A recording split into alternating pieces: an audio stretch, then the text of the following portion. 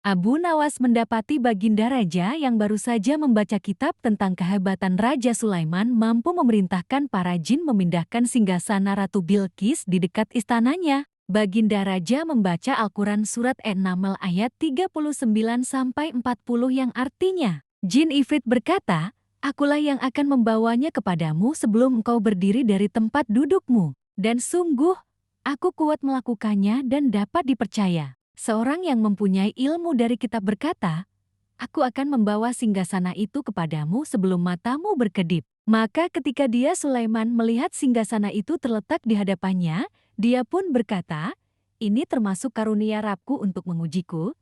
Apakah aku bersyukur atau mengingkari nikmatnya? Barang siapa bersyukur maka sesungguhnya dia bersyukur untuk kebaikan dirinya sendiri, dan barang siapa ingkar, maka sesungguhnya Rabbku Maha Kaya, Maha Mulia." Quran Surat An-Naml 39-40.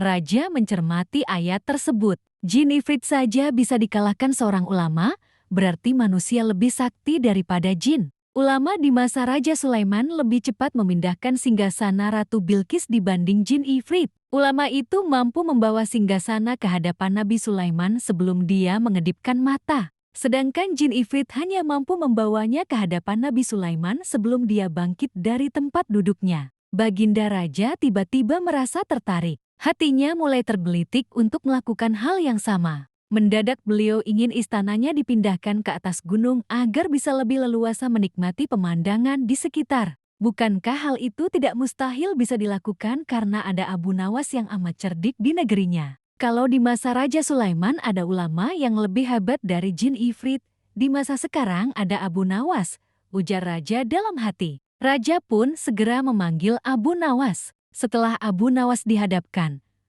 Baginda bersabda, "Sanggupkah engkau memindahkan istanaku ke atas gunung agar aku lebih leluasa melihat negeriku?" Abu Nawas tidak langsung menjawab. Lah berpikir sejenak hingga keningnya berkerut. Tidak mungkin menolak perintah Baginda Raja, kecuali kalau ingin dihukum. Akhirnya Abu Nawas terpaksa menyanggupi proyek raksasa itu. Ada satu lagi permintaan Baginda Raja, pekerjaan itu harus selesai hanya dalam waktu 1 bulan. Karena kemampuanmu belum teruji, maka kamu punya waktu sebulan untuk melakukan permintaanku itu, ujar Baginda Raja. Abu Nawas pulang dengan hati masyghul. Setiap malam ia hanya berteman dengan rembulan dan bintang-bintang. Hari-hari dilewati dengan kegundahan. Tidak ada waktu yang lebih berat dalam hidup Abu Nawas kecuali hari-hari ini. Tetapi pada hari ke-9, Abu Nawas tidak lagi merasa gundah gulana. Keesokan harinya Abu Nawas menuju istana. Lah menghadap Baginda Raja untuk membahas pemindahan istana.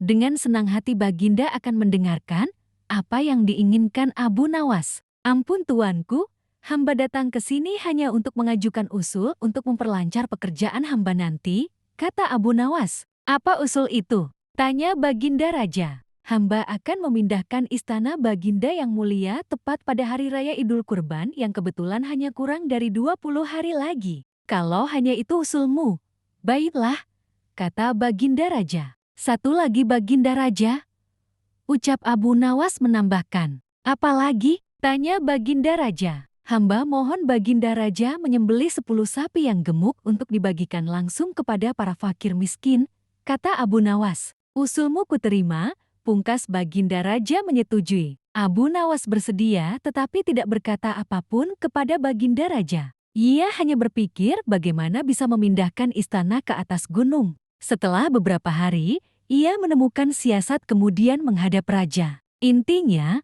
Abu Nawas ingin istana kosong dari orang-orang, begitu juga dengan masyarakat di sekitar istana. Ia ingin seluruh rakyat dikumpulkan di lapangan. Abu Nawas meminta kepada Baginda Raja bahwa momen pemindahan istana ke atas gunung dilakukan pada Hari Raya Idul Adha atau Idul Kurban. Seluruh masyarakat dikumpulkan ke tengah lapangan untuk menyaksikan penyembelihan hewan kurban sekaligus mendapatkan daging kurban. Kemudian Abu Nawas berkata kepada Baginda Raja, "Maaf Baginda Raja, apakah seluruh penghuni istana dan masyarakat sekitar istana sudah kosong?" tanya Abu Nawas. "Ya, sudah kosong.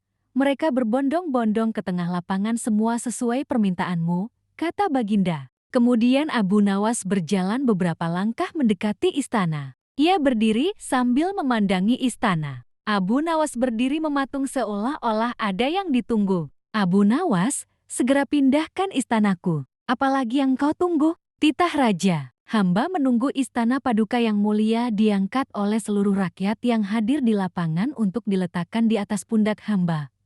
Ucap Abu Nawas. Walau alam bisawab.